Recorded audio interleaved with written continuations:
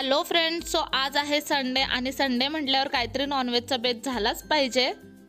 हा अगदी गरमागरम वाफळलेला भात पाहून तुमच्यासुद्धा तोंडाला पाणी सुटलंच असेल ना। सो आज आपण ह्याच कोळंबी पुलावची रेसिपी पाहणार आहोत अगदी सोप्या पद्धतीने। चला तर मग लगेचच रेसिपीला सुरुवात करूयात। कोळंबी पुलाव बनवण्यासाठी सगळ्यात पहिल्यांदा आपण इथे कोळंबी स्वच्छ अशी निवडून धुवून घेतलेली आहे। कोळंबी निवडताना नेहमी एक गोष्ट लक्षात ठेवायची, इथे पोटामध्ये जो काळा धागा असतो कोळंबीचा तो नेहमी काढायचा, नाहीतर पूर्ण कोळंबीची भाजी किंवा पुलाव काहीही बनवाल ते कडवट बनतं। आता सगळ्यात पहिल्यांदा आपल्याला पुलावसाठी वाटण तयार करून घ्यायचं आहे। त्यासाठी इथे आपण पॅनमध्ये 1 चमचाभर इतकं तेल घेतलंय। त्यामध्ये आपण खोबरं टाकलंय अर्धी वाटी इतकं। हे ओलं खोबरं आहे। आता छान असं खोबरं आपण तेलावरती परतून घेणार आहोत। 1 वाटी तांदूळ आपण वापरणार आहोत, त्या मापाने आपण हा सगळा मसाला बनवणार आहोत। खोबरं परतून घेतलं की आपण ते बाजूला करून ठेवलंय। त्यानंतर आपण इथे थोडंसं तेल टाकलंय पुन्हा आणि त्यामध्ये धने टाकलेत 1 चमचाभर इतके, ते सुद्धा तेलावरती परतून घेऊयात अगदी 4-5 सेकंदासाठी। त्यानंतर जिरं सुद्धा टाकलंय 1 चमचाभर इतकं। हे सुद्धा आता परतून झालंय। थोडंफार आपण आता बाजूला काढून ठेवूयात। इथे बाजूला ठेवताना एक गोष्ट लक्षात ठेवायची की हे बाजूला ठेवलेलं खोबरं, धने, जिरं सुद्धा करपलं नाही गेलं पाहिजे, त्यामुळे त्याला पण हलवत राहायचं थोडं। त्यानंतर आपण इथे लसूण टाकलेले आहे, साधारणतः 7 ते 8 लसणीच्या पाकळ्या घेतल्यात। त्यानंतर यामध्ये टाकलेले आहेत 3 हिरव्या मिरच्या, सोबत 1 लवंग सुद्धा टाकलेली आहे आणि कढीपत्त्याची भरपूर अशी पानं टाकलेली आहेत। हे सुद्धा सगळं आपण तेलावरती मस्त असं फ्राय करून घेऊयात।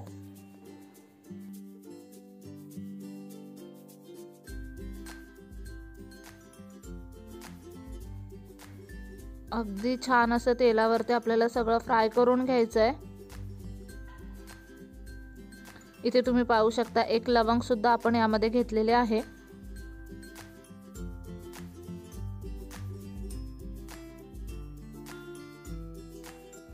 आता हे सगळं आपण मिक्स करून घेऊ। गॅस बंद करूयात आणि मिक्सर मधून आता हे आपल्याला वाटून घ्यायचंय।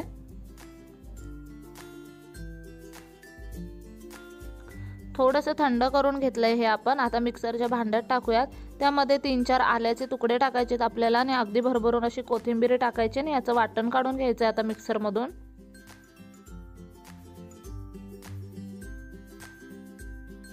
इथे आपण मस्त असं वाटण काढून घेतलेलं आहे। आता कोळंबी पुलाव बनवण्यासाठी सगळ्यात पहिल्यांदा कुकरमध्ये साधारणतः 3 चमचे इतकं आपण तेल घेतलेलं आहे।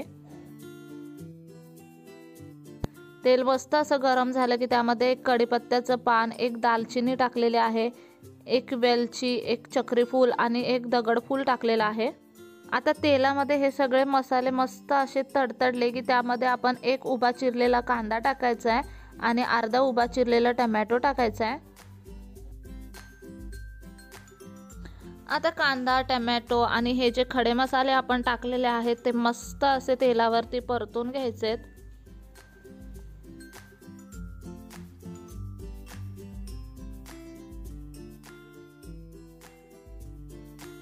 अगदी छान असं सगळं आपण तेलावरती परतून घेतलंय। यामध्ये आता जे वाटण आपण बनवलं होतं हिरवं ते वाटण टाकायचं आहे। वाटण सुद्धा तेलावरती छान असं परतून घ्यायचंय।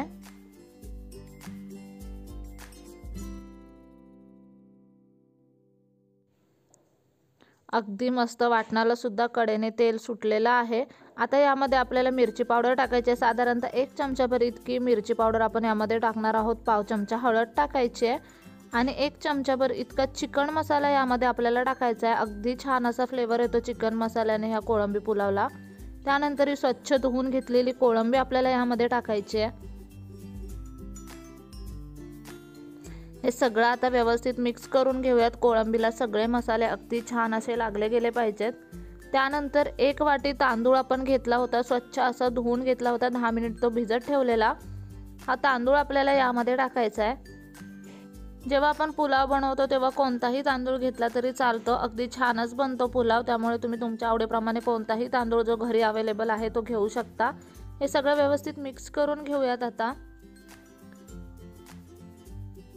त्यानंतर आपल्याला यामध्ये पाणी ॲड करायचे। 1 वाटी तांदळासाठी आपण इथे 2 वाटी पाणी घेतलेलं आहे। पाणी आपण इथे गरम केलेलं पाणी टाकलंय। गार पाणी टाकायचं नाही आहे, डायरेक्ट आपण पाणी मस्त असं गरम करून घेतलं आणि मग ते यामध्ये टाकलंय साधारणतः 2 वाटी इतकं। आता यामध्ये आपण चवीप्रमाणे मीठ टाकून घेऊयात। गॅसचा फ्लेम आता आपल्याला हाय करायचा आहे आणि ह्याला एक मस्त अशी उकळी येऊन द्यायची आहे। छान अशी उकळी आली पाण्याला की आता कुकरचं झाकण बंद करून घ्यायचं आणि साधारणतः 3 शिट्ट्या करून घ्यायच्यात आपल्याला कुकरला।